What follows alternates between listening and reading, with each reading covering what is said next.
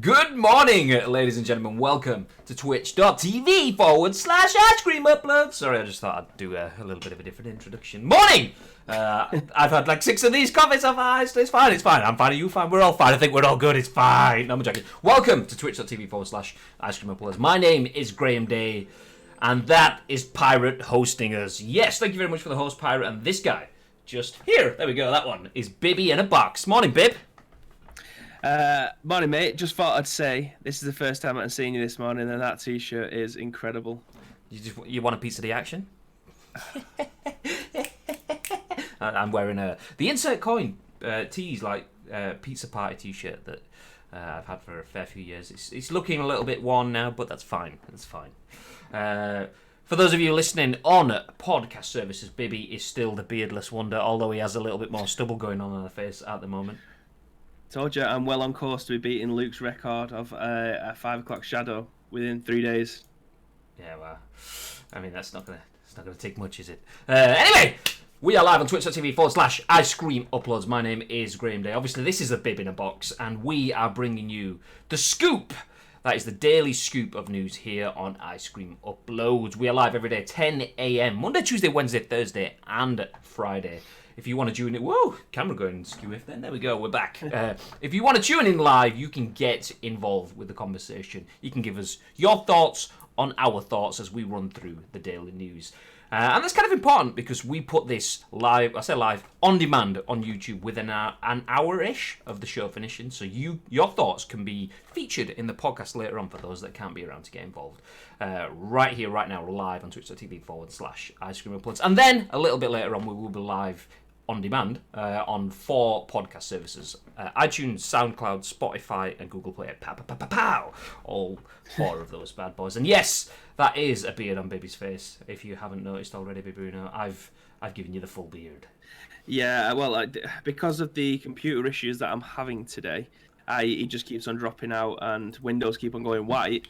I have to have you on the stream in front of me at 140p, so it's not too intensive. So everything's a bit blurry. But I managed to see the shirt and see the beard, so that's all that matters. You shouldn't be saying stuff like that. You can drop my face down to 140p. Everyone on Twitch will be doing the same thing. God damn it! Although since you're on 140p, you won't be able to see this then properly. Let me just boop. Oh no! You've moved your head. There we go. Yeah. Sorry, have you got these preloaded in? No. Bibby had technical issues. We just mentioned it then. His PC was just kind of running at 150% usage all morning. So whilst he was kind of off fixing that, I may have just gone onto Google and turned him into a strange Yeti man. Anyway, but that is that. Obviously, if you are in the chat, please feel free to get involved. Not just here. Obviously, if there's anything that you want us to discuss on the show, feel free to bring that to us at any time on social media. At Ice Cream Uploads across the board, across all social channels. And if you were in the chat, ! Socials will give you the links there. So you don't have to type anything other than that, like 7 characters or whatever it is. That's not a bad trade-off. But today we have 4 pieces of news to run through for you guys. Obviously, you may have seen our tweets. We have a little bit of news on Pokémon Company, but we're gonna hold off from that for just a second, and we're gonna jump into something because I believe this may be a game that Bib might be half, kind of even just a touch interested in. Now, so let's bring it up on screen for you. Oh, nope. Didn't mean to press that. There we go. No, there we go. Free-to-play Elder Scrolls Blades delayed into 2020 on Switch. Are you interested in Elder Scrolls on the Switch, Bib? I have actually been playing the Elder Scrolls Blades on my phone because it is actually a mobile game that they're porting to the Switch with controller support, which is why I'm super excited for it, and why I wanted to include it in this today, because I've got a few things that I want to touch on. So let's jump in then. This is from Matt Wales at Eurogame. He says, free to play, The Elder Scrolls Blades delayed into 2020 on Switch as Bethesda ditches unpopular chest timers. Fans of Bethesda-flavoured monetization nonsense better get their hankies out. The company's free-to-play Elder Scrolls spin-off, The Elder Scrolls Blades, will not be coming to Switch this year as originally announced, and is now due sometime in 2020. That primarily appears to be the result of Bethesda's decision to ditch Blades' unpopular chest timers. The Elder Scrolls Blades, which Eurogamer's Robert purchased, declared to be a bit naff, in quote marks, earlier this year, is a first-person fantasy affair on mobile in which players can create a character, level it up, chat to NPCs, own a house, buy equipment, and pop off into countryside away from the hub area in order to have bite-sized, vaguely interesting adventures. It doesn't sound very good so far. Anyway, regrettably, Robert found Blades to be sluggish and repetitive at launch. It's technically still in early access, and I've no idea what that word. Stymied? Okay, stymied by Bethesda's Stymied. Okay, well, that one. By Bethesda's chosen monetization methods, including purchasables? Yeah, that's... it's a bit backward, this sentence, isn't it?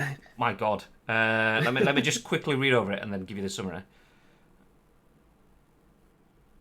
Basically, Robert found Blades to be sluggish and repetitive because the monetization and timers slathered indiscriminately all over the game. You were, for instance, forced to wait to retrieve mission rewards from chests, to upgrade equipment, to expand your home, and more, all of which could, of course, be mitigated for the low, low price of as much as your wallet as Bethesda could feasibly tease from your clutches. AKA, time chests were something that were a time... barrier on the game, and the way you can get past that and speed it up is to spend money on the game. So, yeah, paywall. All of which is to say that Switch owners may not have been in a rush to get stuck into the Elder Scrolls Blades in the first place, although now they don't have a choice in the matter. We know how eager our players are to dive into Blades on the Nintendo Switch, Bethesda wrote in its latest Blades Town Hall community update, and we've been hard at work to make it happen. Unfortunately, amidst all the other changes we're making to Blades, we've had to delay our Switch release until early 2020. What is perhaps more interesting, however, is the reason for the delay. Those other changes Bethesda reference will arrive as part of Blades 1.5 update in early December and will make significant changes to the game's unpopular loot system.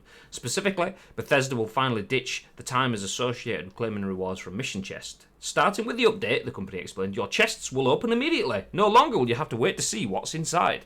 The update will also increase loot drops from enemy corpses, add bosses to all missions that will deliver greater rewards than usual, and increase reward spewing breakables.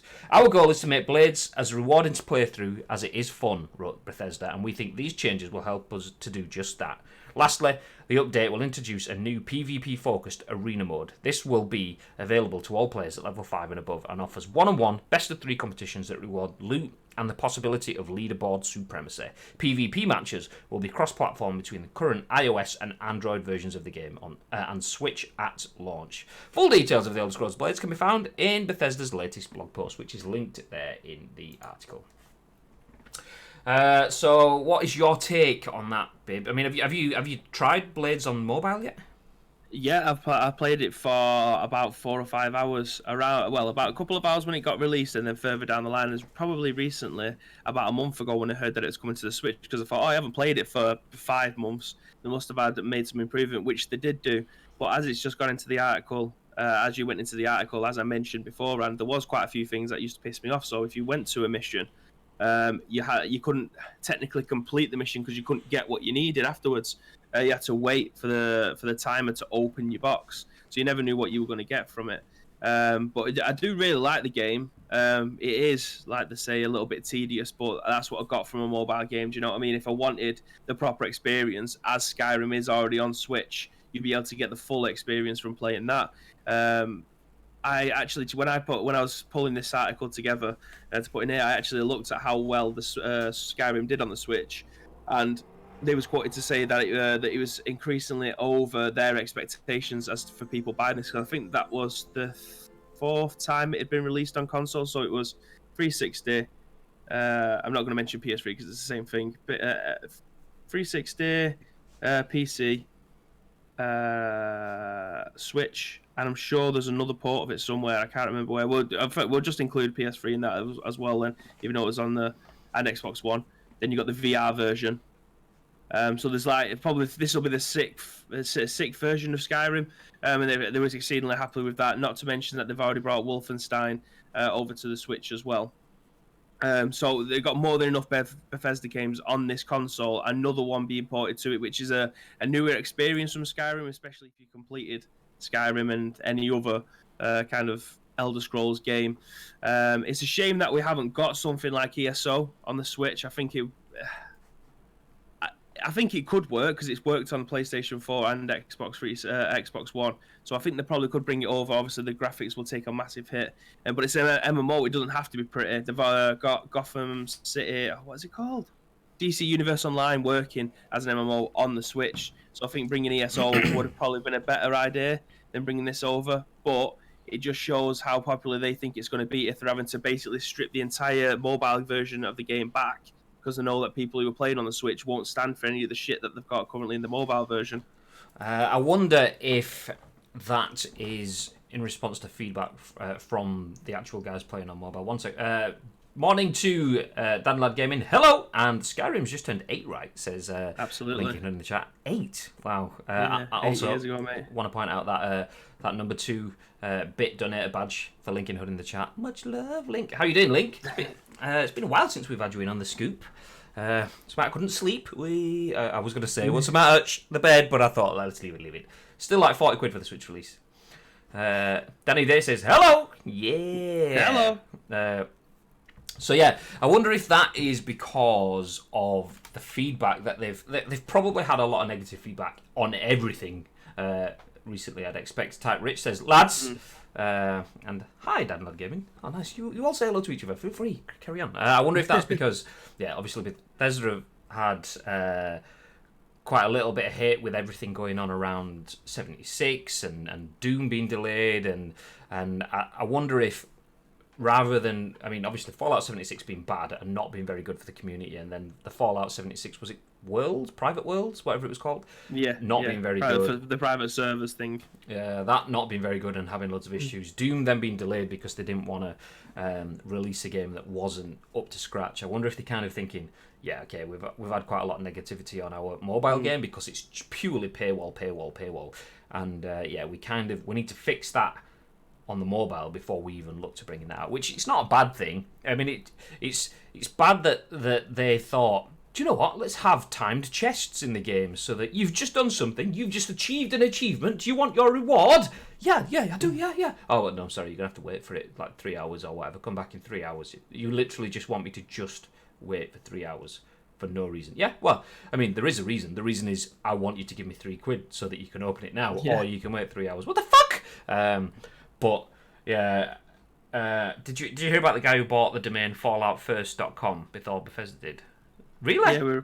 Yeah, we reported on that when they did we? when they announced it. Yeah. We did, because I spoke about like Nintendo I buying. think there was not going out and purchasing it before they even released it. That's just PR 101, really, isn't it? Yeah, it was like Nintendo buying psvita.co.uk or psvita.com or whatever it was back in the day, and you typed in psvita.com and it took you to a screen that had a Nintendo DS all over it. Hey, lads. But I'm just looking at the video that's within the article, and the game as a mobile game is stunning. Like, it looks beautiful. Again, for a mobile game, you can play this on obviously your mobile, your tablet. I'm fairly certain it came on iOS as well, so you can play it on your iPad. But again, the whole part of this game was you could go out, you could do your quests, you bring your money in, then you have to build your township up because it's just in like ruins when you first start. So you have to build a town hall, build a house, help your community out by building little huts for buying things. It is a really, really good game, apart from the things that they've mentioned in there, like having to wait for your loot boxes to open, wait for your quest to be completed because they're due to a timer.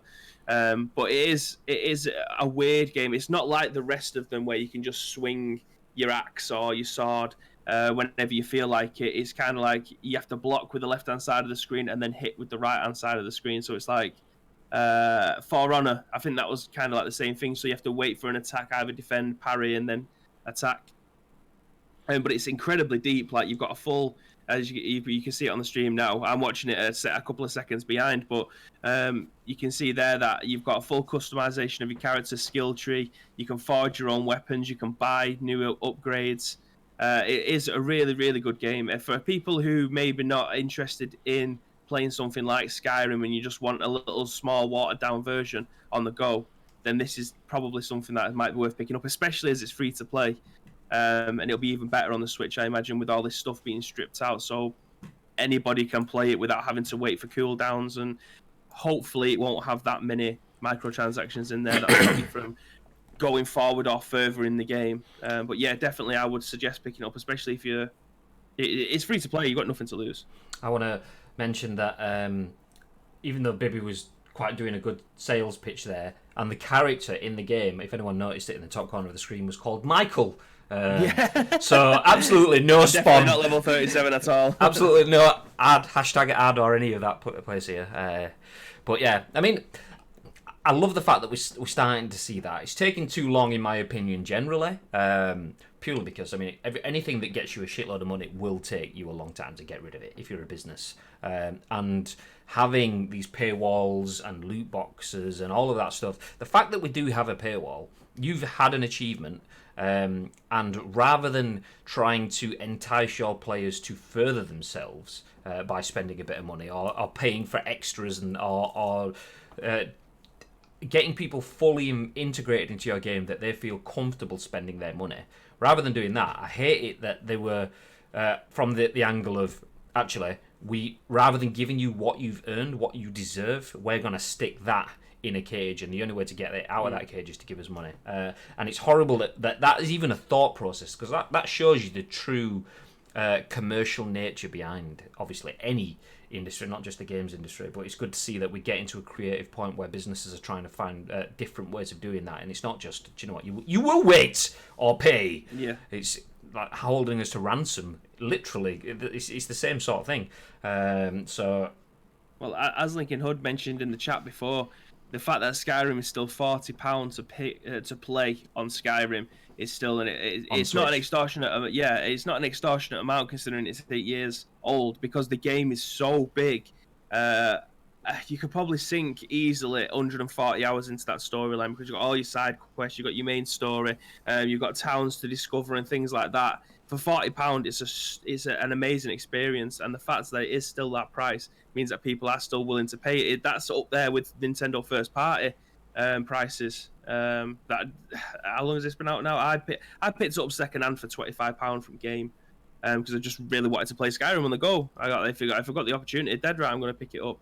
Especially now with this one coming through as a free-to-play game. Obviously, you're always going to be able to have to be online. It's not as if you can just play it in a car park unless you hotspot your phone, unlike Skyrim. But yeah, we need more games like this. And like you just mentioned, then the fact that Bethesda is saying, actually, if we point over to this, chances are it's not going to go down that well because it's not a mobile. Let's try and reevaluate the roadmap, make sure that when we get it onto this platform, people are going to want to play it. It's a free-to-play game. Let's get as many eyes on it as possible, and we can work it out as we go along. Yeah, exactly. Let's jump back through the comments. I was intrigued with the mobile game for a while, but after a few of these anti-consumer choices by Bethesda and their piss-poor customer assistance, I'm not willing to buy anything right now.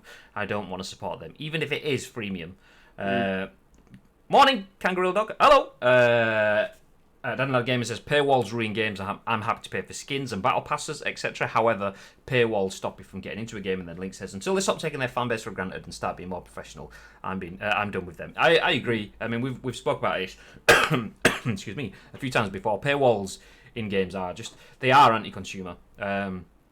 They aren't looking after your best interest. They're not even looking after their own interest, because it's stopping you from accessing the full game, and it's an unthought through, archaic, greedy way of working. I do agree, battle passes and things like that are a much better way of going through things. I mean, they are kind of forcing people to play like ding ding ding PUBG. I play PUBG every day purely because I don't want to start one of my mega story games midweek when I'm working through the week and so on, and not have the hours to really get into it. So picking up something that you can throw away within a couple of hours, like a battle royale, is good. But having the battle pass then kind of forces me into, I want to keep getting my dailies and my stuff. So that is something that I've opted into that keeps me coming back and playing, but isn't locking anything other than cosmetics. Nothing, no game features behind it. So yeah. My brain when it comes to Bethesda is always locked into playing Elder Scrolls, whether that be Elder Scrolls Online or playing Skyrim on my Switch, playing the Fallout 3, Fallout New Vegas, Fallout 4. That's where my mindset is always at. I haven't picked up Fallout 76 because they've told me exactly what I'm going to be getting, which is next to balls all for an extortionate amount of money. So that was always been put to the side. Exactly. It'd be interesting to see. Sorry, just jumping in. Yeah. The comments there. It pains me to say that because I loved Skyrim and Fallout 3. Link, what would you think? I mean, obviously they're an anti-consumer company, and you've compared them to almost EA within the chat. If Fallout 76 comes out and they fix a lot of the crap that they've done previously, I mean, obviously just completely getting rid of any NPCs and what made Fallout, getting rid of all of that is obviously anti-consumer. That's just a disconnect from what their audience want. But if they put that in and that's all good, would that change your opinion? And what about you, Bib? Would that change yours too? Well, my opinion hasn't been soured by anything because I knew exactly what I would be getting from Fallout 76, which is why I never picked it up. It never interested me. So my relationship with Bethesda hasn't been soured by that because every other game that I've played by them that I've been interested in has always been knocked out of the park. So I know it's a political stance that he's kind of taken with that one. He's saying that he thinks they're going to be the next EA. I personally can't see that because everything that I've played so far, like there's no microtransactions in Skyrim, there's no microtransactions in Oblivion. Same goes with Fallout 3 and Fallout 4. As far as I'm aware, there was a season pass in Fallout 4. But the only one that's may have soured people's interest was Fallout 76, and it's a game that I'm not interested in. So my relationship with Bethesda is still intact.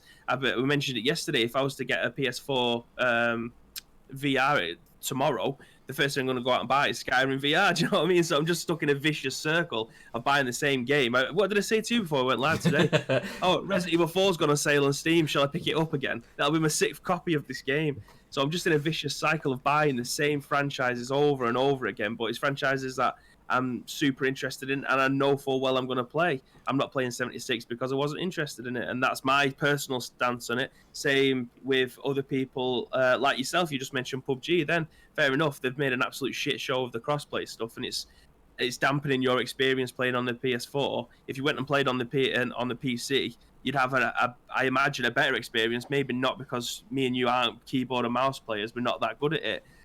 But you're still invested in the PUBG product, regardless of what they've done in the last couple of months. If they was to sort out the crossplay between Xbox, PS4, and PC, if they got all three together, but just segmented them out, you'd be back in playing 4 hours a day again, rather than just going in and doing your dailies. It all comes down to personal preference, and I think I haven't really got much else to say on that. Again, it's personal preference. Are you invested in a product? Yes or no? That's your decision. I would need to pose a very important point now. It's absolutely not important, but I pose that we call Bibby 6 copies from now on, just because when Bibby finds a game that he likes, he buys 6 copies. So it's Bibby 6 copies. Hey! Says anything Resident Evil orientated, I'm going to end up buying. I mean, the amount of shit Resident Evil games that I've bought: Resident Evil Gun Survivor 1 and 2. Resident Evil, what's the other shit one? Operation Raccoon City. They're all shit. I've still got them. Maybe 6 copies. It says Graham 3 copies over here. PUBG, PC, Xbox, and PlayStation. But 3+ weeks of no PUBG for me now. Cries. Do you know what, Leroy? We should just jump in for a couple of games, me and thee, so we can get smashed together and have mutual hatred, but that communal love that comes with it. It's mainly the way they've handled engagement with the community. I've not played Fallout 76, but one of my friends says it's a lot different now to the original release. Even if the game is totally playable, no bugs whatsoever. It's things like not delivering on the pre-order product, the duffel bag, the misleading marketing of the Nuka Dark, and the shady way they pretended the stuff in their Atom Shop stuff was on discount at Christmas time, even though it wasn't. Then doxing people when putting tickets for the problems. What? Didn't know about the doxing thing. Anyway, I didn't know about that. The duffel bag and stuff like that I already knew about, but again, my mentality is I've had no interest in that game. I knew what I was probably getting before, and same way I knew what I was getting with Anthem, same way I knew I was getting with No Man's Sky. The games just wasn't interesting to me. and lo and behold, they turned out to be absolute shit shows. So, your friends obviously had an absolute mare with them, and that's unfortunate. But I can't speak for him. I can only speak for myself. I'm still heavily invested in Bethesda, and god damn it, if they was to bring a new Elder Scrolls out tomorrow, I would still be doing the midnight launch for that game. BB7 copies. And speaking about massively invested, I think this is a nice time to throw in a tangent, because we've been speaking about PUBG as well, to just show this off. I need to be careful where I'm rolling because I've got things on the floor over here. But how cool is this? Any of you that's follow me on social media will have seen this yesterday. This is my advent calendar. Look at that. That's me. And I get to open up my face. Where is it? There it is. Number 1. That's my face. So yeah. Are you actually opening it? I will be. Yeah. Obviously. Oh mate, you should be keeping that as memorabilia. It's got stuff inside it though. So... Is it just chocolates? No, I don't know what it is. Danielle's not giving me that information, but Danny Day in the chat, who was here a minute ago, she gave me that the other day, and I've just thought, do you know what? I'm going to put it up in the studio. It's amazing. Yeah, it's pretty cool. If you open it, do you reckon it'll tear it enough so that you can't press the doors back in again to keep it as memorabilia? It feels like one of those perforated edge ones, so hopefully once I've done it, I should be able to just push it back in again. That would be amazing. Yeah. I'll be saying, Mr. Know-It-All, mate, jog on. Well, it was unintentional doxing. People will put their details on the site when making a ticket, but those details could be viewed by anyone. That's happened by 2 companies recently. Oh, it was in the E3 news that we mentioned yesterday on that VG 24/7 article. ESA and also, did it. Yeah, that was it, and the ESA. And EA did it for the Global Series as well. So that's happened twice this year. Well, 3 times if you include this. God damn it, guys! Just literal. I mean, it's kind of like that's the equivalent of me going, "Baby Joe, just tell me your password," and you going, "Yeah, my password is 12," and me going, "Your password is 12," and it's like, "Shut the fuck up!" Everybody. Someone else just comes walking past. His password is 12, by the way. It's 12. It's 12, by the way. Shut the fuck up! Anyway, we've been kicking into Bethesda. I mean, I'm kind of in the same boat as Bib in terms of I haven't been burned by them because I'm not a die-hard Bethesda fan. The game I've played probably the most is Doom, but even then, still not massively invested into it. So the fact it's been delayed is not any skin off my nose. All of the stuff with Fallout and all the rest of it, that's kind of shit. But I'm still in a point where I'd give them the benefit of the doubt. They're no Blizzard at the moment anyway. Let's put it that way. China number 1. I've been watching the Call of Duty PGC series the last 2 days as well. That's where that comes from. Anyway, moving on. Let's jump in to our second piece of news. And from one company attacking their fans and doxing them to another company that's not so much doxing, but this is the article that we featured on our social tweets. And it's written by Gamecentral at McWherto saying, Pokémon Company to sue fans over Pokémon Sword and Shield leaks. And I see what they're trying to go for there by using Detective Pikachu as like but mate, it's a completely different thing. Sort it out, mate. It's not the same. Anyway, oh look, Google Stadia adverts. And the irony of having that Google Stadia advert, it didn't load in straight away. Anyway, Discord and 4chan are being served with subpoenas. I'm so glad I'm reading this because if Bibi would have had to read that, it'd be well-being. What's a subpoena? Subpoenas. So anyway, Discord and 4chan have been served with subpoenas to help track down the 4 people behind the Pokemon Sword and Shield, the Pokemon Sword and Shield leaks. This is going well, this article. Although leaks are commonplace for almost every game nowadays, there are some companies where it's almost unknown for information to slip out early. Nintendo, and by association the Pokémon Company, are usually watertight with their info, but somehow almost everything managed to leak out about Pokémon Sword and Shield ahead of time, including the exact Pokemon in the game and details of new, previously unseen sandwiches. That's not something the Pokemon Company is used to, and it's so upset at what happened that it's attempting to sue those responsible if it can work out who they are. Do I hit? No, I'm not going to hit play on that. I was going to hit... Yeah. Go on, let's have the advert playing while I'm reading. A lawsuit in the US reveals they're looking for 4 individuals who posted information on Discord and 4chan before subsequently ending up on every corner of the internet. The problem for the Pokémon Company is that they don't seem to have any idea who the 4 people are, and have named them in the lawsuit simply as John/Jane Doe.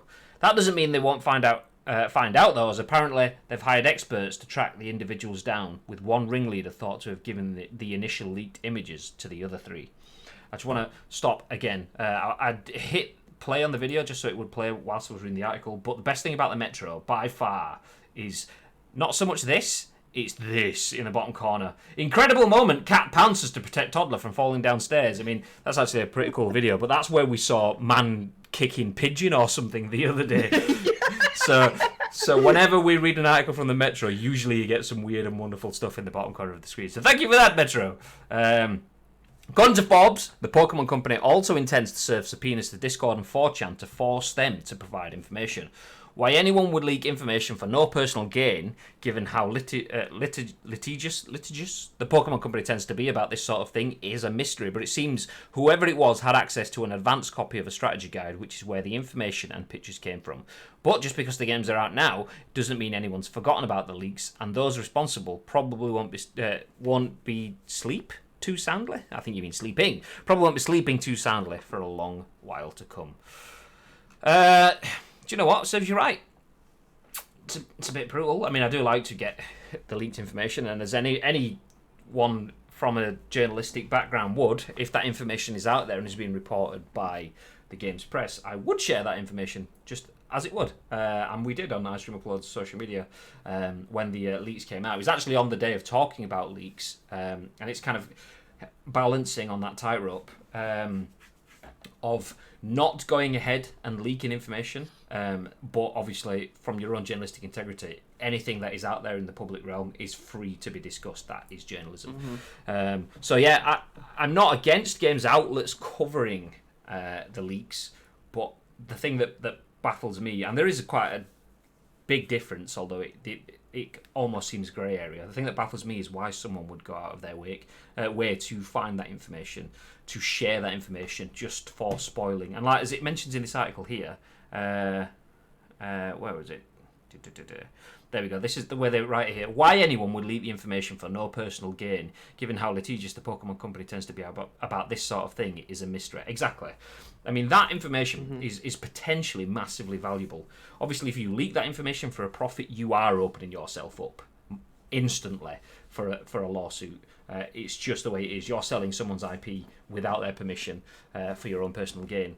But even though that is stupid, I can see there's a reason there. I'm trying to get money for it. But why you would just take that information and open yourselves up for lawsuits without even trying to sell it is just, look, here's the information. Like you're doing some sort of public service is just bizarre. Because we've talked about it before in regards to that. No idea where the screenshot came from with the PES roadmap. Like, fair enough, 3 of the 7 things that was on it was accurate, but the rest of it was just absolute nonsense. So it's always 50-50 whether or not it's going to be accurate. Where by the time people actually start to spread it, like I've said it before on this show, that I will try to stay away from Reddit purely because it can either go one way or the other. It's either incredibly accurate or it's just someone's opinion, which is why I tend not to try and share the stuff that I see on there, because some of it is really good and you think, oh, that's actually quite interesting. However, it's usually made up and just full of absolute shit.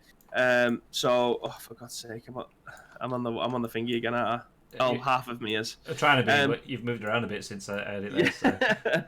So. But yeah, if you're willingly going to share this information, knowing full well that this information isn't out in the wild already, and you are the person that's pushing this forward, then be prepared for them to come for you, especially with someone like Pokemon and Nintendo, who, like I said in the article, doesn't have this thing happen to them very often. So the fact that it has happened would have probably been shitting bricks internally. I don't know whether or not they actually promised things that was going to be coming, but then obviously when this got released, it got proven that it wasn't coming. So it was like, oh, what do we do as our marketing PR now? We've got nothing else to say.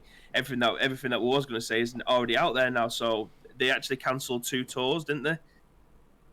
They was meant to be talking about the 2 press tours. Yeah, there was. I know there was definitely an event. I think it was in Japan, and then was there one in like San Francisco? Or am I getting that mixed? No, there was definitely something happening in maybe not I'm San sure Francisco. there was 2. Yeah, I think you're right. Yeah, but yeah, they essentially had to kill both of those after what had already been leaked. Absolutely, for me again. It comes down to personal preference. I've avoided certain things for a long amount of time so that I don't, when I'm going into it, it's fresh. I don't want to know everything that's coming out. If I'm excited for a game franchise, chances are I know exactly what I'm going to be getting at some point.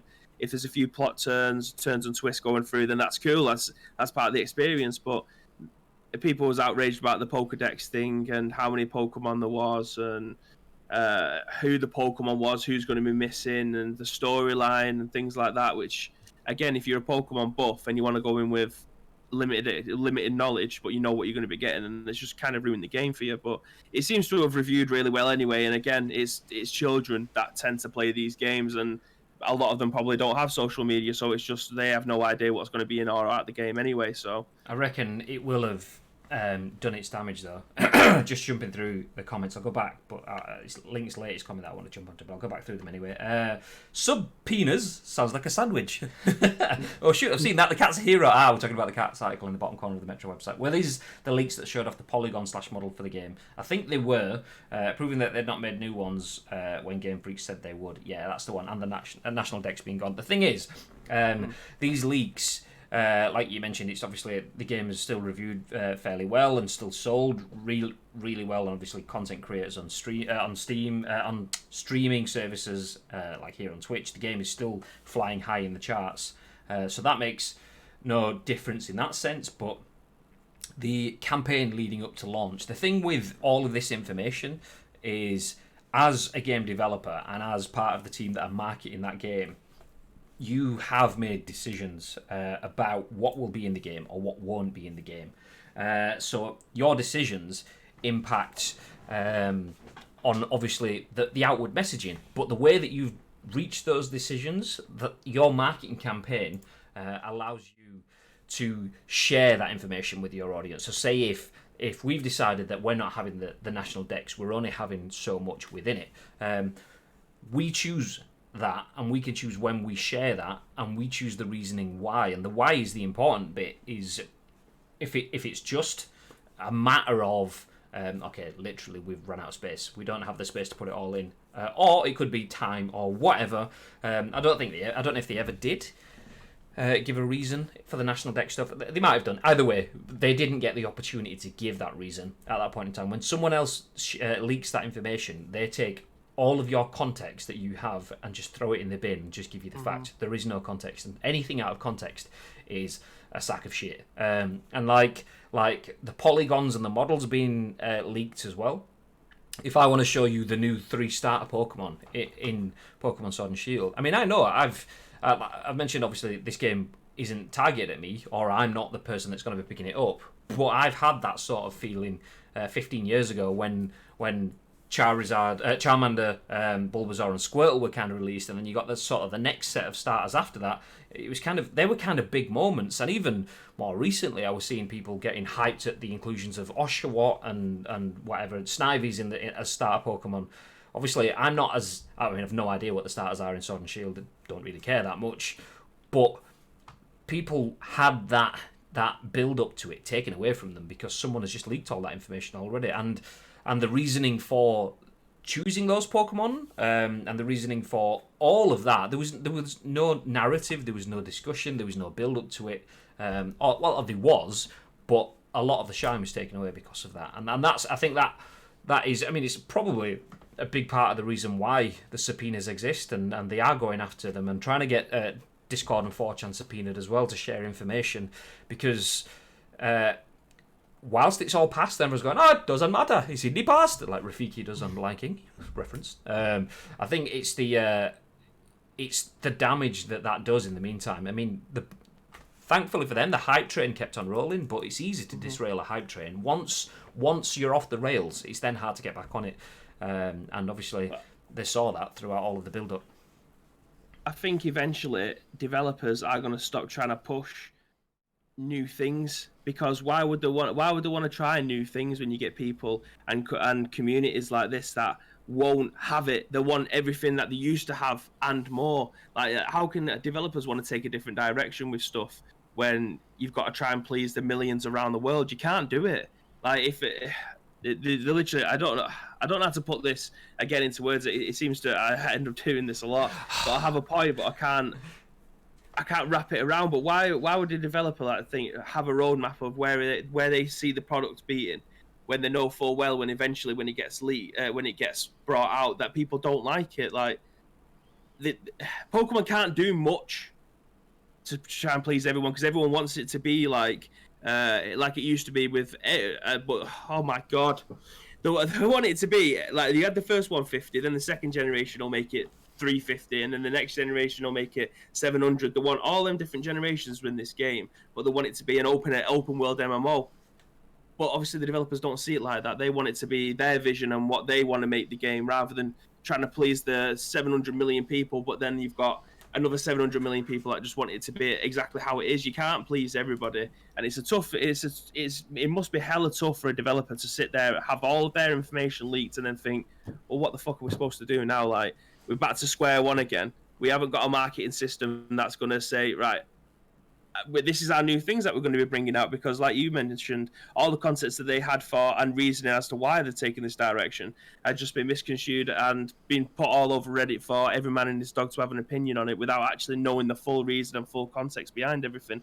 And again, it just comes down to them having a vision, having a roadmap, but then it just being all thrown out the window and they can't do anything about it. Yeah, I think How do you stop that train? I think that bit about the vision that you mentioned as well is kind of a big thing. I mean, it's easy to comment on the national decks, because that as someone that plays Pokemon is a huge thing. Not me, but as someone that plays Pokemon would probably agree. Having the national decks is a huge thing for a good chunk of the audience. Admittedly, most of the people, I know quite a few people who play Pokemon, but admittedly from mine, very few of them go for the national decks, or have done. They've tried to and then just kind of given up or whatever, because it's not their main thing. It's going through the story and beating the Elite Four or whatever the end of the game is. And I think that vision is what obviously the Pokemon Company have gone with. They've gone with, okay, our vision is the masses. The majority of people play the game to go out and catch Pokemon and to have battles and to maybe not even finish the game, but to go through and live that world and do that. And they're saying, okay, we want to make that the best experience. However, the hardcore players, and therefore the ones that will put most time in, are the ones that will go, I want to complete the national decks, I want to catch all 1,000 whatever Pokemon there is. And then they're the guys, obviously, because they're hardcore, because they're so passionate, they're going to be the vocal area of the audience as well. So whilst there was a lot of backlash, I highly doubt that backlash comes from the majority of players. It comes from the most outspoken players, and that's the thing. Is obviously these guys waiting to catch 1,000 odd Pokemon suddenly can only catch 800 Pokemon. I mean, one thing that Link said is, where is it? Here's the question though: do you think Game Freak would have come out and told their fans that the national decks would have been cut out had the leaks not gotten there first? From a business standpoint, it wouldn't make sense not to, as it may hurt sales. Not necessarily. I mean, it depends. Like I say, in terms of the direction, I believe you could share that quite well. I mean, it will always be taken negatively. Anything that's not in there will always be a negative. But as long as you share the reasoning why and the context for those decisions, then there's very little you can do about it. If the direction is, we understand that people want the national decks. I mean, there's a million things that we will never know now. Is it a case of they're going to launch with 800 and then they're going to add some DLC that adds in the other 300 or something for those that want to chase? I mean, maybe they are, maybe they aren't. I don't know. I'm just guessing now. But if that does come now, we will never know whether that was the plan all along or whether that's just a response to the backlash and their ability to share that context or not has been removed anyway. So all we can do is guesswork now. I would imagine that there is no way that they could get through without mentioning it whatsoever. I believe they would have done, but how they would have done that's the bit we will never know. I imagine it would have they've probably tried to have sold it as a there are stupid amount of new sprites and new polygons and new in-game characters and whatever new worlds and it's all this world based on the UK and so many new things, but there are over 800 Pokemon that you can catch in the wild, and people would be going what at that point. So I think they could either do it that way, or they would at that point in time they'd probably have one of their tree houses or directs where they say there are over 800 Pokemon, and this time we've taken the decision to drop it down to 800 so we can focus on the narrative of the story, or whatever the reasoning is for it. So I imagine they would have done, because there's no way they could have got through that without having backlash. And whilst Nintendo aren't necessarily the greatest communicators when it comes to sharing their game content, they usually are pretty on point with that sort of stuff. I'd love to be able to find out when they're sat in their meetings as to when they're going to market this game. Like, who are we aiming this game at? Like, what's the demographic? Is it people between the age of 7 to 20?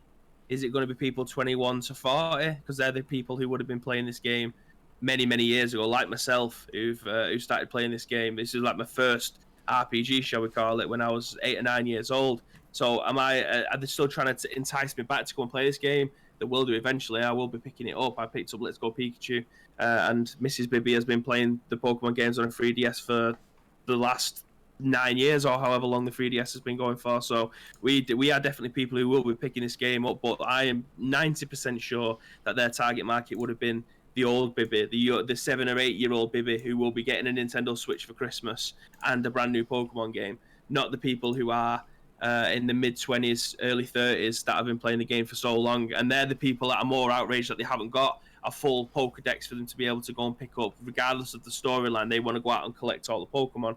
But unfortunately, I don't think this game's aimed at them. They've just what's the word where you kind of outgrow. So yeah, they've outgrown their demographic basically. Aged out. That's the word I'm looking for. The term that I'm looking for. They've aged out of playing Pokemon, not as a consumer, but as a target market. So yeah, I think they've done the right. I think the direction they've gone is the right thing, and I think when the new Pokemon comes out, they may put the whole Pokedex back in again. But that all comes down to development time and their entire vision of making a brand new Pokemon game. The one we all want is the MMO version where it's open world, but we're never, ever going to get that. There's only going to be third-party people that have already created MMO experiences like Pokemon MMO that are going to provide that experience. If you want that, then you're going to have to find alternative ways to play it. But Pokemon and Game Freak are never, ever going to release that kind of game. Yeah, I agree. If we were going to have that MMO sort of game, we'd have had it by now already. I just want to absolutely jump on you mentioning... is it like you mentioned 7-year-old Bibby? Oh, we've got that on screen right now. Look, he's got no beard. But then we get like 20-year-old Bibby on screen. There we go. And obviously at top end of the scale, who's talking about 40-year-old Bibby on screen. Oh my god! There we go. Anyway, for a better context for audio viewers, they're just putting different beards on my face. Yeah. But let's move ahead. Just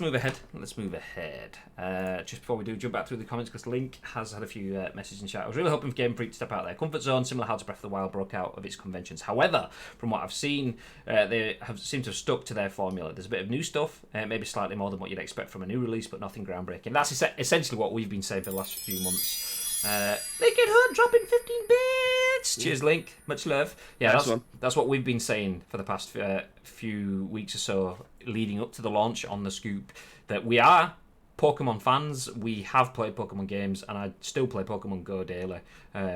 More for my sins now, more than anything. But the games themselves haven't changed enough for me to be... I don't want to play the same experiences with different skins, and that's effectively what it is. Rather than doing like...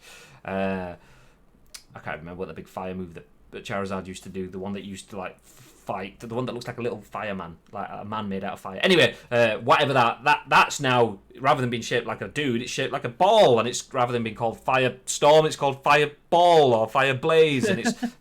rather than doing 80 fucking HP damage, it does 81 or something like that. Or Dynamax in Pokemon. I mean, it's the same thing, but bigger. Great! I could have just put my DS up closer to my eyes. It would have looked bigger then. I mean, give us a bit more. Picked up Let's Go and found that the game too easy. I literally didn't need any other Pokemon of me until I got my 5th badge. I want a harder game, like with Pokemon Black. The thing with Eevee as well, and Pikachu, the Let's Go games, is we got a Switch, and Danielle, my better half, had never played a Pokemon game. So she was like, I'm interested, I'm intrigued to go through, but it's just too repetitive. And she she was just like, this is boring. And I was like, do you know what? I played through, not because I wanted to. I played through the first 2 or 3 hours 3 times because I was on flights, and then the battery just kept dying without my saved stuff being saved, or it just randomly lost my save file. So I played through it a few times, and I'm thinking, even the first time, it was a chore for me to go through. But I have that the context and the memory of doing it before, so I have that emotional rose-tinted glasses tie-in. Danielle didn't have that, so she was just like, which is understandable. 15 bits for the beard. I didn't notice the bits for the beard comment, so thank you for the beard.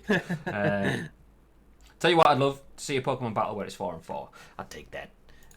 But before we spend the rest of the day talking about Pokemon, let's jump into our next bit of news. This is from Kotaku UK, written by Nathan Grayson, and he says, Valve removes 1,000 games from Steam as a punishment for abusing tools. There are more than 30,000 games on Steam. When Valve removes the odd offender for breaking the rules by, say, being a low-effort meme masquerading as a low-effort game, or being low-effort porn masquerading as a low-effort game, it's like siphoning a drop from a bucket. Yesterday, Valve removed over 1,000 games from Steam, and that's a very big drop. Yesterday, a user on the Steam subreddit may have been the first to notice in their post pointing out that Valve was playing whack-a-mole with the big old Steam ban hammer, removing hundreds of games from the PC gaming megastore. According to a third-party Steam tools tracker that sifts through publicly available Valve data, the number now sits at around 1,000. In a statement to PC Gamer, Valve said it removed the games because of a handful of partners that were abusing some Steamworks tools. The company did not offer any further specifics. Kotaku reached out to ask for more information, but we've yet to hear back. Some publishers were hit especially hard, with Valve yanking the entire library of a publisher called Dagestan Technology, which had 48 games on the platform. Other publishing developers whose games got banned say Steam sleuths were connected to the Dagestan Technology. Anyway, Kotaku has reached out to Dagestan Technology, but the company has not replied as of this publishing. One indie studio that was affected, Idal Games, spoke out against Valve's decision and posted a screenshot of an email in which Valve said Idal Games' Steam account had been used to abuse Steamworks tools for selling bundles to customers. I fell under the ban, a developer from Idal Game wrote. I do not think that I abuse Steam tools. I wrote in support. I hope this is wrong. Kotaku reached out to Idal Game but has yet to hear back. In the meantime, it's worth noting that not all of the banned games are slapdash hack jobs meant to coax out a quick buck. First-person adventure game Electric Highways, for example, had been on Steam since 2015 and had over 1,300 positive reviews. In other words, this round of bans doesn't just impact dodgy developers whose games probably should have made it on Steam in the first place. These games' chances of making it back on Steam do not seem good, though. We're removing all associated games from sale and revoking your access to the Steamworks backend, reads Valve email to Idal Game. We are not interested in distributing any of your games on Steam in the future. In a sense, I'm kind of glad because there is a lot of shit on Steam. And to be fair, the Nintendo store is getting exactly the same way. It's just shitty mobile port games or shitty no-effort games that are being sold for like 40p and that you can play for 30 seconds and you're never going to play again. Get rid of all them ones. We want proper games. It's unfortunate that this Electric Highways has been put under the same ban hammer, shall we call it, with the rest of these other 999 games. But there's so much crap on the Steam marketplace that every now and again a cleanse like this is going to be needed. There is going to be some games down the line that is going to get caught up on this. But if they think that their game's worthy and it is still being sold or people are still playing it, then they can just, I imagine, put an appeal in, and then if Steam thinks actually, yeah, that was wrong of us, sorry, here's some compensation, we'll put your game back up again, then that's fine. If that's what it takes to get rid of all the shit that's on there, like I don't know if there's a way to just search how many games are on Steam, because I can guarantee there's only going to be at least 3,000 or 4,000 on there that's worth playing. Well, and if you're getting rid of 1,000 games, then that's just a lot of shit. I imagine there is using external tools. I've never done anything in that realm myself before, but the article mentions, according to a third-party Steam tools tracker that sifts through publicly available Valve data, that they use that to track how many games have been removed. So I imagine there is a tool that does that. I mean, there may even be something within Steam itself. I'm not entirely sure. Yeah. But the article reading games' chances of making it back onto Steam do not seem good, though. So basically, that Idal game company that made where was it? The Electric Dreams one. Yeah, that's Electric Highways. Highways. Idal game made a game that had over 1,300 positive reviews and had been on for 4 years. They've had a game removed and can't make any more games on Steam.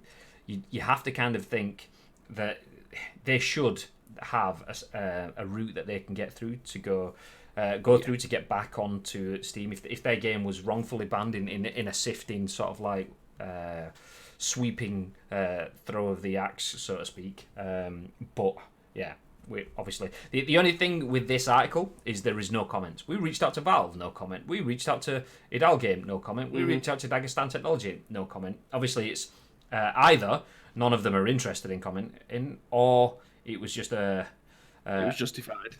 Oh no, I was going to say it was just an article that hasn't had the time to fully develop, and this article was posted at 10:24 last night, so it could just be a case of everyone was in bed, so nobody's responded. But one thing I do want to mention though is see if I can get it to do it again. Yeah, thank you very much for the follow. Okay, Boomer, it came on whilst we were on screen. Usually we don't have the notifications things popping up anyway, purely because this show gets turned into a podcast. We upload it to YouTube and to 4 audio podcast services later on today. But with a name like OK Boomer, then we have to kind of mention it. I was going to wait until you'd said something like, I mean, there's so much crap on the stores. Like you said, I don't mind if they get rid of it. I was going to go, OK Boomer has just followed the channel. But, but there you go. Very apt. But yeah, 1,000 games being removed. There's so much shit that gets on there. We've all seen the stories of it doesn't necessarily need to be a game that's taken your funds away in terms of something that's just they mentioned trying to chase a quick buck. It doesn't necessarily mean that. It doesn't necessarily have to be that. We've seen porn games be removed. We've seen racist games being removed. Anything spreading hate. All of that stuff probably falls within the that remit. But obviously, if you're abusing Steam's tools just to make a quick buck, then yeah, get out of here. I mean, the fact that there's 1,000 games being removed, you could say that that's a big load of games that's been removed, but that's also 1,000 games that stretched back as far as 2015. If Idal Games' Electric Highways game is a dodgy game that's just been abusing its customers, why has it been sat there for 4 years? Why are they only getting rid of it now? So surely we should be asking that question at the same time as well. Absolutely. I think there's going to be a lot more to this than it's just, oh my god, my game's been taken off Steam. I think the likelihood is because it's shit and you've just managed to make a meme game, as it said in the article. So we'll see. Yeah. But there's not really much we can say on that piece of news, as obviously none of the contents have been responded to. So a number of games have been removed. We will obviously keep our eyes on that if anything develops over the next few days. But something else that is developing, though, is Call of Duty Season Pass, as we can see on screen now, in the article for Polygon written by Michael McWherto. What a name.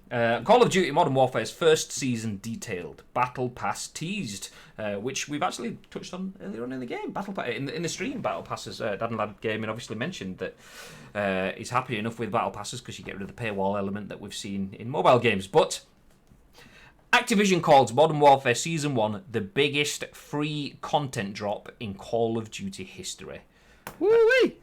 Do you know what? I'm just going to come back. I mean, if that is as good as it says it is, then yeah. Because Activision and Blizzard have had quite a long history of being shit with what comes free. I mean, they were among the first to add in DLC maps and... they're still doing it now in terms of format exclusive game modes with like Spec Ops on PS4 and things like that. I mean, obviously timed exclusives, but they are quite shit in terms of utilising business partnerships or prizing money out of the hands of their audience, and they have a massive audience. So it's good to see that headline. Let's jump into the article and see how it actually progresses into anything though. So I'll go back over the tagline. Should say Activision calls Modern Warfare Season 1 the biggest free content drop in Call of Duty history. And now we jump into the news. The first season of content is coming to Call of Duty Modern Warfare on December the 3rd. And as the article says there, that is Graham's birthday. It says it right there within the article. Oh wait, no it doesn't. But it is my birthday, by the way, just 6 days. The first season of content is coming to Call of Duty Modern Warfare on December the 3rd, and almost all of it, from multiplayer maps to new modes, will be free and available on all platforms at the same time. In fact, Activision is calling Season 1 of Call of Duty Modern Warfare the biggest free content drop in Call of Duty history. I mean, that line is nice. I just want to also point out that they've not really done free content drops before, so kind of anything. But anyway, at least 6 multiplayer maps will be released during Season 1, including a handful of maps that first appeared on the original 2007 Modern Warfare. Ooh. Those maps, yeah, boy, I might have to invest now. Those maps will be playable across traditional multiplayer, the new gunfight mode, and ground war. Here's what's confirmed for Season 1 so far. Crash, the multiplayer map. Yeah! The iconic Call of Duty 4 Modern Warfare map has returned with all the flanking routes and action-packed rooftop encounters you remember. Big things. Vacant, multiplayer map. An abandoned office previously visited in Call of Duty 4 Modern Warfare leads to intense interior combat across the complex. Shipment, fuck yeah! Multiplayer and gunfight map. The classic Call of Duty 4 Modern Warfare map where fast and frenetic action reigns supreme. Port, which is a ground war map, battle across massive shipping crates, cranes, buildings and streets in this unique ground war map experience. Cargo, which is a gunfight map, an open roof storage vessel for shipping containers on docks of London. Atrium, another gunfight map, the centrepiece of Verdansk Palace, still intact despite the conflict raging nearby. Season 1 will also introduce 2 new traditional multiplayer modes. Reinforce, a hybrid of domination and search and destroy game types, and Infected, Modern Warfare players will also get access to on-site procurement, a gunfight mode where players begin with just your fists and gather equipment as the match progresses. And then we have a graphic on screen for those of you on the video services that can see it. Basically just detail. It shows you images of the modes, the maps, experiences and weapons and so on. Season 1 will also introduce at least 4 new special ops experiences from Activision's content roadmap. Bomb Squad, I'll just flick through these now. So Bomb Squad, Grounded, Pitch Black, and Just Reward. If you want to read all of them in detail, we will include the links in our show notes too. So Activision also hinted at Call of Duty Modern Warfare's new Battle Pass system, which will include a variety of free tiers of unlockable items, including new cosmetics and 2 new guns, the Ram 7 automatic bullpup assault rifle and the Holger 26 light machine gun. More information about the paid portion of the Battle Pass and 100 tiers of unlocks is promised on Graham's birthday, December the 3rd. This article's... Oh, it doesn't actually say it again. Okay, that's it, finish it. But it does mention December the 3rd, which is my birthday, right at the end. So yeah, pretty good. Let's jump to the comments. Meme games like that Area 51 game, yeah, exactly. Saw that one around September and thought, that's just there to make a cash grab. Absolutely. Birthday hype! Thank you. It's December 3rd, by the way. I don't know if you've noticed that. I have a mental block, so the 3rd doesn't exist for me. No, you just have mental, David. That's what you have. Fatman Dave 81472 in the chat is my brother. Just feel free to ignore him, by the way. Thank you. Let's face it. Jesus Christ. Let's face it. All this should have been involved at launch. Instead, they released bare minimum and drip feeding content over the last month. Interesting. Having not. Did they actually mention that all of this was going to be there at launch? So, or was that just an assumption? That's what I'd like to know. I have no idea. I mean, that'd be interesting to get Dad and Lad's feedback on that. Obviously, haven't played the game. No, I haven't. Been holding off, thinking, you know what, I would like to play it. I've got so much going on. I don't need to play it right now. I don't need to buy it right now, so I'll just wait for the price drop and then pick it up then. And then this stuff's kind of enticing me and thinking, oh, nice extra stuff. Does it need that? I have seen a lot of comments about the campingness, and obviously they've amended... was it Leicester Square? Did they call it Piccadilly? Oh, wow. Yeah, Piccadilly. Yeah. So they've amended that map and the flag spawn position so that you and tried to remove some of the spawn trapping and stuff that was happening in that game. But your comment saying the release bare minimum and drip fed content over the last month. I'm guessing that's not. One second, let me just kill something that's making noises. Get out of here. Yeah, I'd like to know if it was all, if I mentioned this word quite a lot, the roadmap of what it is that people say that they're going to release, or what's going to be available at launch. I'd like to be able to see that, to have a good comment on it. But I mean, content's content, whether or not you get it a day after, a month down the line. If you're still playing the game and then you're still getting a load of stuff in, I mean, that you've just mentioned yourself then, that you're now thinking about picking this up even more than what you did when it came out, purely because of the nostalgia of the Modern Warfare 1. Modern Warfare 1, COD 4 Modern the Warfare. original COD 4 Modern Warfare, because of the two maps that was being put on there. So hopefully it'll cater for both sides of the camp. Again, I'd like to see whether or not this was all promised day one, or if it's just something where they thought, oh, this is the roadmap and we're going to be releasing this throughout the year. Fair enough, it may have been delayed a couple of weeks. I think the game's been out like 6 weeks now, maybe 7 weeks at a push. But yeah, they're still releasing stuff for it. This game is going to be abandoned come October time next year, when eventually they're going to release the new one, or they get the hype train running for it. Is there a battle royale mode coming to this game at some point as well?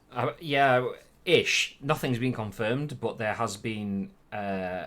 We covered the map. I think that may have been a stream when you weren't in. Someone had basically, what's it called when you kind of go through the game and you look through the code. I can't remember. There's a name for it. Anyway, someone had basically looked through all the game code and found a map that had loads of different things that appear within the game already, so maps that we're already experienced with, as we would have had with data mined. That's it. Someone data mined the game and taken the map out, so there was a huge map that was massive. But then again, it was. I was upstairs in the little office. I remember seeing this one because they had like a little asylum at the bottom right hand corner. Yeah, exactly. Like that. So we're not that's not new, seeing a massive map that has areas within the game already, because we kind of saw that with Blackout anyway.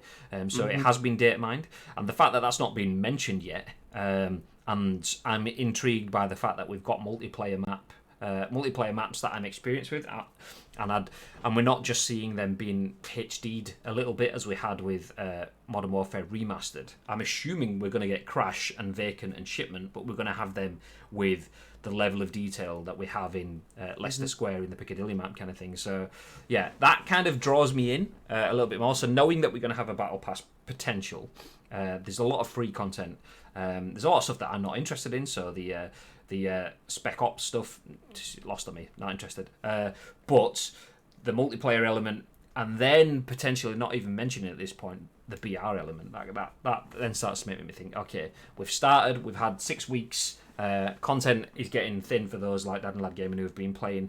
Now we're going to get a bunch more stuff on Graham's birthday that gives you multiplayer maps, new ground war maps, some gunfight, a couple of extra game modes, and then further on down the line we will get BR. I mean, that for me as a season of content, and that's only season 1 that they're saying there, that as a season I'm talking about is the full game lifespan. That is not a bad amount of content for a game whatsoever, particularly compared to what you would be used to getting from Modern Warfare or from a Call of Duty game, and the fact that, as I said, it's all free. There will obviously be some upscaling elements, no doubt, cosmetics and stuff, but I'm happy with that. I'm happy from the sounds of that anyway, that Activision have taken their content plans, and they've learned from what Epic have done with Fortnite. I mean, obviously they have paid avenues too, but there is no paywalling, locking modes behind paywalls or locking modes behind other consoles or formats. So yeah, that all seems very positive news to me.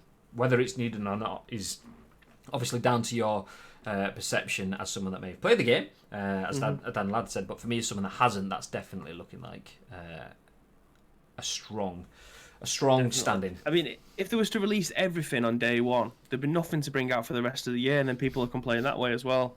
So it's better to release something once a month. I mean, this is a hell of a drop that they're going to be doing 7 weeks after the games come out. But yeah, I mean, I'd much rather them make people continue playing throughout there. I mean, Battlefield have done that. They've mentioned that it's going to be a live service game for the next 2 years-ish. So they're just going to keep on releasing content to it to make it still bearable and still playable. Which, again, is the route that I'd like games to go down, rather than releasing one every single year. But we're not going to get that. In some instances, like Battlefield, yes, they've committed to that, but there's no way in God's green earth Call of Duty are going to release one every single year, do a live service game, because they've got 3 different publishers and developers working on these. So yeah, we'll see.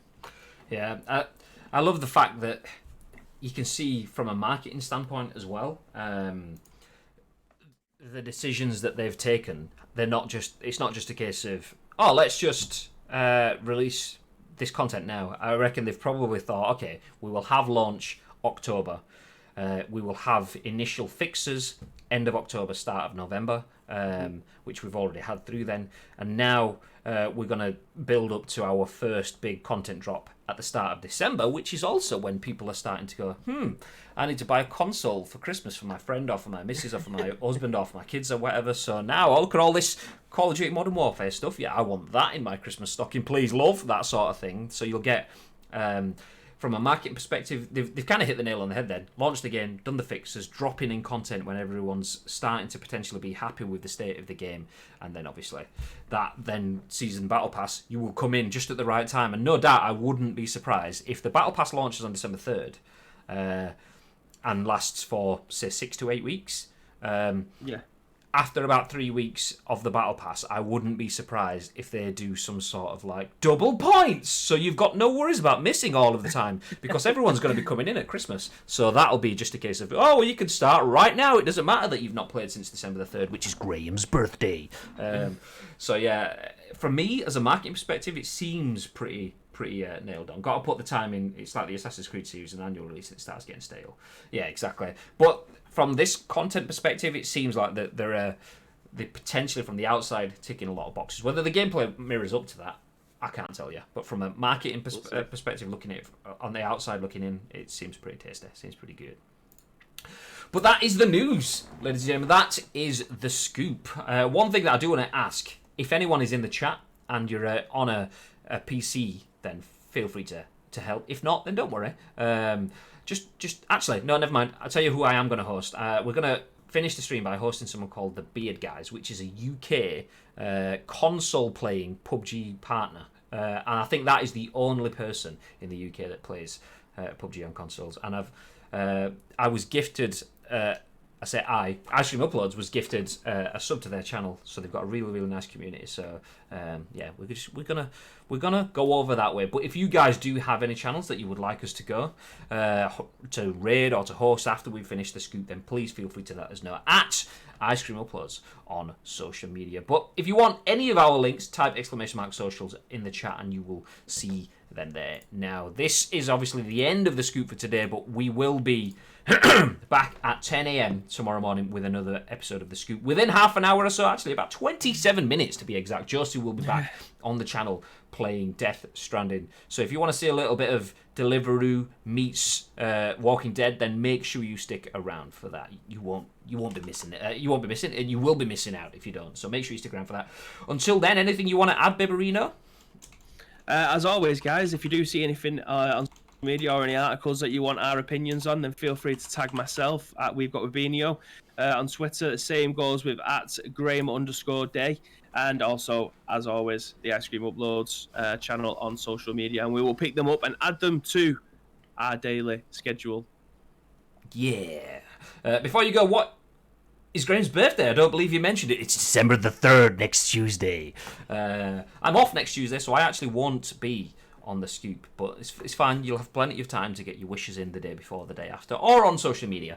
But yes, ladies and gentlemen, I'm going to start a raid. I'm going to hit it now, just so that you can build up. If you want to go along and say hello, just say that we're here from Ice Cream Uploads. That would be very nice. So I've hit the start on the raid now. I will join in about 5 seconds. But from myself and Mr. Bibarino, have yourselves a very, very lovely day, and stay frosty.